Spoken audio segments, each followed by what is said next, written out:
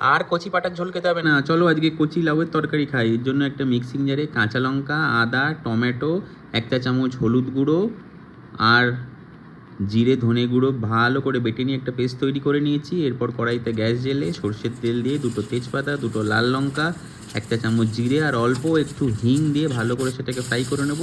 সেটা ফ্রাই হয়ে গেলেই 1.5খানা কেটে রাখা পেঁয়াজ ভালো করে আমরা একটু ফ্রাই করে নিতে হবে। পেঁয়াজটা মোটামুটি ফ্রাই হয়ে গেলে আমরা সেই বেটে রাখা মশলাটা দিয়ে দেবো, মিক্সি ধুয়ে জলটাও দিয়ে দেবো।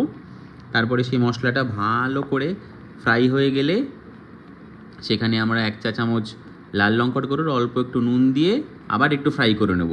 মশলাটা সুন্দরভাবে ফ্রাই হয়ে গেলে সেখানে আমরা দিয়ে দেবো কেটে রাখা লাউ এবং সেটাকে আবার ভালো করে মিশিয়ে নেব।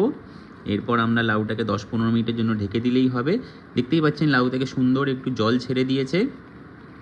এরপর আজকে আমরা গার্নিশের জন্য আর ধনেপাতা ব্যবহার না করে একটু কসুরি মেথি ব্যবহার করব, দিয়ে ভালো করে আবার একটু মিশিয়ে নিতে হবে। এরপর 1 ফুট ধরলেই আমরা খাবারটাকে নামিয়ে নিয়ে গরম ভাতে কচি লাউয়ের তরকারি খাবো। Thank you.